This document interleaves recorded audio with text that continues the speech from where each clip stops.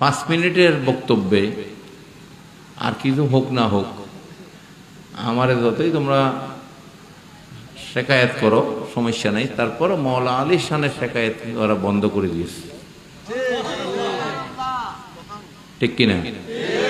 5 মিনিটের গর্জনে অন্তত আর কিছু করতে পারি না পারি, মওলা আলীর শানে গোস্তাকি করার যে দিদি সেটা বন্ধ করে দিয়েছে। এটা হচ্ছে আমার সফলতা। ঠিক কিনা?